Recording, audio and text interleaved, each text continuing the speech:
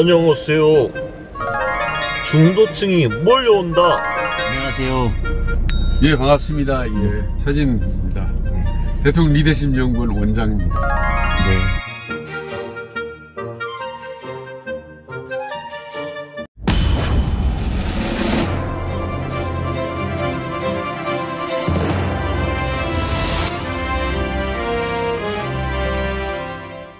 안녕하세요. 예, 반갑습니다. 예, 최진입니다. 대통령 리더십 연구원 원장입니다. 네. 이번에 무슨 영화를 보고 오셨죠? 저는 건국전쟁이라고 저 요즘 뭐 관객 100만 명 넘어서 너무 유명한 영화죠. 지금 벌써 한 달 지났는데 아직도 만나는 사람한테 얘기하고 언론에도 많이 나오고 있습니다. 예, 그래서 제가 영화를 봤는데 제 대통령 영화 아닙니까? 다큐멘터리 영화. 그런 상식적으로 재미없는 영화라고 생각을 하거든요. 그런 영화를 저 집사람이 봤다. 이거 하나만 해도 대단한 겁니다. 절대 그런 영화 안 보는 정치에 진짜 관심 없습니다. 일도 없는데 그 영화를 보고, 그리고 우리 또 장모님이 생전 영화하고는 담쌓고 사는 분이 건국전쟁 영화를 봤다. 그러니까 주위에서 다큐멘터리, 정치적인 대통령, 그것도 멀리 70년 전에 활동했던 대통령 이 영화를 봤다.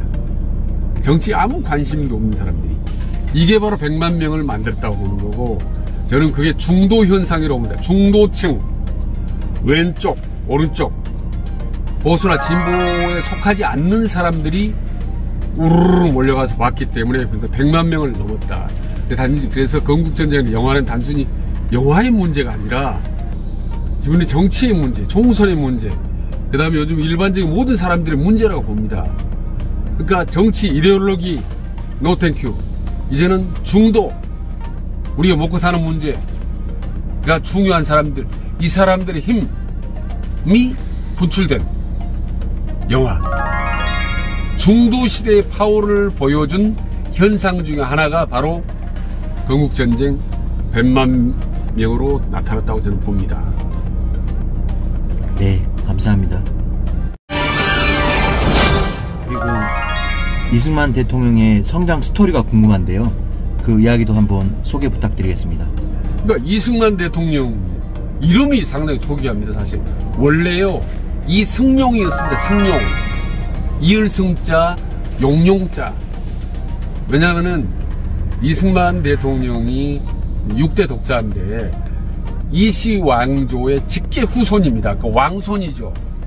과거 세종대왕 형이었던 양녕대군의 16대 후손입니다. 그러니까 이씨 조선왕조의 직계 후손인데, 그래서 아들은 이씨 왕조를 계승해서 이을승, 나중에 왕이 되라 용. 그래서 이 승용이라고 아버지가 지어줬거든요. 왜냐하면 아버지가 족보학자입니다. 족보를 연구하는 사람이라서 이제 족보 쭉 보고 자기 이시왕조 족보를 보고 승용이라고 지어줬는데, 무슨 일인지 무슨 연구인지 정확히 이유는 나오지 않지만 나중에 이름을 바꿨습니다. 용용자를 늦을 만자로. 이름에 잘 쓰지 않는 글자입니다. 용용 만자가. 그래서 이승만, 왕손을 이어라 이씨 왕조를. 그러나 늦게, 늦을만. 근데 실제로 늦게 왕이 됐지 않습니까? 73살이 왕이 됐습니다. 그러니까 이름 그대로 되는 거죠. 근데 사실요, 우리나라 대통령 이름풀이를 제가 다 했어요. 이승만부터 윤석열까지. 언제 기회가 있으면 제가 말씀드리고 싶어요. 그리고 여러분들도 이름 있잖아요. 한자 이름 보면 그 이름에 여러분들의 성격, 과거, 현재, 미래가 다 들어있습니다. 이건 풍수하고 전혀 상관이 없습니다. 그래서 노태우도 원래 클태자, 용용자, 그래 노태룡이었습니다. 큰 용이 되라고. 근데 나중에 이름을 바꿨어요. 너무 이름이 튀어나오면 정 맞는다. 그래서 좀 어리버리하게, 어리숙하게 보일 필요가 있다. 그래서 용자 대신에 어리석을 우. 그래서 노태우입니다. 클태자, 어리석을 우자. 실제로 그래서 노태우인데, 실제로 보면 좀 나중에 좀 좌구우면하고 좀 어리버리하다는 비판까지도 받을 정도로 좀 그런 측면이 좀 있었지 않습니까? 어쨌든 이승만 대통령 이름으로 그대로 인생이 됐다. 승만 73살의 왕이 됐는데, 또 하나가 뭐냐면 중요한 게 이제 아까 조금 전에 왕손인데, 이승만 대통령이 왕손이기 때문에 상당 자부심, 자존심이 강하고 때로는 독선적이고 유아 독존적이다. 그래서 어떻게 보면 자기 아니면 안 된다. 그리고 세상 사람을 좀 낚여보고 이러한 유아 독존적인 생각이 무의식 속에 깊이 박혀서 훗날 대통령이 됐을 때도 바로 유교적 가부장주의로 가부장적인 측면이 있습니다. 그런데 그게 전부는 아니에요. 여기까지는 사람들이 비판적으로 많이 보는 측면이 있는데, 아니 그때가 해방정국화인데 그런 자부심이 있고 말이죠. 어떻게 보면 깡다구가 있어야 미국이나 일본하고 맞짱을 틀 수 있을 거 아닙니까? 너무 겸손하고 너무 움츠러들고 말이죠. 이렇게 너무 유약한 지도자는 당시 그 혼란의 해방정국 이후 정부를 헤쳐나갈 수가 없어요. 그래서 오히려 그런 왕손후유라는 강렬한 자부심, 이런 자의식, 나르시즘 이런 것들이 오히려 나중에 대통령이 되는 긍정적인 요인으로 작용했다라고 저는 보는 거죠. 그래서 왕손이라는 게 혹시 부정적인 측면도 있을 수 있지만은 훗날 대통령이 되고 국가를 운영하는 데는 상당히 긍정적인 측면도 많았다라는 부분을 제가 말씀을 드립니다. 네, 감사합니다. 대통령의 이승만 대통령의 인성 품성은 어떠셨나요? 그 품성은 그 성격입니다. 아시다시피. 근데 한마디로 말하면 외향형입니다. 칼 융의 MBTI를 개발한 칼 융의 성격 유형에 의하면 자아의식이 강한 외향형인 거죠. 그러니까 말이 많고 활동적입니다. 그래서 우리나라 대한민국의 대중연설의 효시입니다. 처음으로. 그래서 파고당원 앞에 처음으로 연설한 사람이 바로 이승만 대통령이었고, 미국에서 말이죠. 독립운동할 때에 학교를 다니면서 독립을 했지 않습니까? 근데 학점이 엄청 안 좋아요, 학교. 왜냐? 대중연설을 하러 전부 미국 곳곳을 돌아다녔습니다. 지금도 요즘 최근에도 공개된 동영상 보면 정말 대중연설을 잘하거든요. 한국말도 잘하고 영어로도 잘하고. 그래서 외향형, 대중들에게 파고들고 설득을 시키고 흥분시키는 아주 웅변가로서의 능력이 탁월합니다. 그래서 이런 사람들이 이제 외향형의 특징이 다른 사람이 자기보다 더 잘하는 거를 잘 용납치를 못합니다. 그래서 어떻게 보면 그런 부분들이 이제 정적들을 제거하는데 어떻게 보면 부정적으로 작용할 수 있죠. 그러나 당시에 수많은 정적들과 양육강식, 정글 속에서 살아남을 위해서는 불가피한 측면이 있었고, 더구나 안팎으로 국내나 국외에서 그 험난한 이 세상을 헤쳐나가서 우리나라 독립을 쟁취하려면 그런 강인한 외향적 성격, 정면 돌파해 그런 성격이 불가피하다라고 저는 보는 거죠. 그래서 외향형 단점도 있었지만 그래도 장점이 훨씬 더 많이 저는 작용했다라고 보는 면에서 저는 이승만의 성격도 어떻게 보면 저는 재평가하고 있습니다. 네, 감사합니다. 정치 스타일이나 화법은 어떠셨는지, 소통 이런 거에 대해 한번 여쭤보겠습니다. 그래서 조금 이제 제가 문자를 쓰면 헤롤드 라수엘이라는 유명한 정치 심리학자, 그 사람의 분류법에 의하면 이승만 대통령은 선동가형입니다. 그 반대로 하는 게 이제 공무원 스타일의 행정가형이 있는데, 이승만 대통령은 선동한 사람들입니다. 에지테이터 스타일에 선동하고 사람들이 막 확 흥분하게 만드는 선동가 기질이 뛰어납니다. 근데 요즘엔 상당히 선동가형 하면 좀 부정적으로 하는데 전혀 그렇지가 않습니다. 당시 온 국민들의 마음을 막 뜨겁게 달아올리게 해야 독립 정신을 불태울 수가 있는 거죠. 그래서 그런 선동가적 기질이 유감없이 발휘했다. 그래서 화법도 대중출화적인 화법입니다. 웅변하는, 떨려서 떨리는 우대로 찡하는 국민 여러분 해서 이런 노인네 같은 목소리가 들리지만 실제로 전혀 그렇지 않습니다. 아주 폐부를 찌르가는 그 연설로 해서 국민들의 어떤 애국심을 일깨워주는 데는 탁월한 능력이 있었죠. 그래서 선동가형, 그러니까 긍정적인 의미에 있어서의 선동가형의 정치 스타일을 갖고 있다라고 말씀드릴 수가 있겠습니다. 네, 감사합니다. 그리고 대통령의 리더십, 영향력, 조직 관리에 대해서 한번 여쭤보겠습니다. 제일 이승만 리더십은 뭘 많이 알려진 게 가부장적 권위주의, 아버지 같은 가부장적 같은 권위로 국가를 다스린다.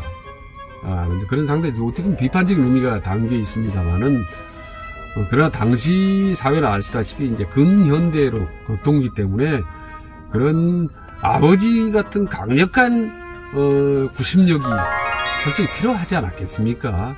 저의 아버지님께도 정말 엄격했습니다. 말도 못했습니다. 근데 그때는 아버지가 무섭고 좀 많이 좀 싫기도 했는데, 그런 강한 가부장적인 우리 아버지가 없었으면 아마 우리 자식들도 많이 좀 빗나갔을 수 있었습니다. 그런 점에서 좀 불가피한 측면이 있었다라는 말씀을 드리고, 그런 유교적 가부장제가 어떻게 보면 다른 말을 하면 대세 주도형 리더십입니다.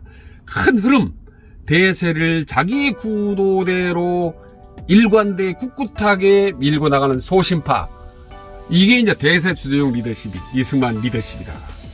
대세 편승형처럼 이리 왔다 갔다 하는 것질 않고 자기가 원하는 것 직선적으로 밀고 나가는 스타일이 어떻게 보면 독선적 측면도 있지만 사실은 그런 면이 직진해서 반드시 우리나라가 원하는 방향으로 갔을 수 있다. 그래서 반공주의라든지 상당히 한미 우호 조약이라든지 이런 많은 내우와 반대가 있었지만 밀어붙여서 결국은 많은 성과를 낼 수 있었다고 저는 봅니다.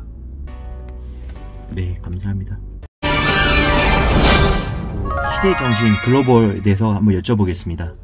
네, 시대정신은 옛날 50년 100년 전이나 지금이나 너무나 중요합니다. 그러니까 시대정신은 국민들이, 다수의 대중들이 원하는 지도자의 상이 있거든요. 근데 여러분, 이승만 대통령 시절이 1948년에 이제 정부 수립하고 50년대가 어떤 때입니까? 미군이 지배하던 시절입니다.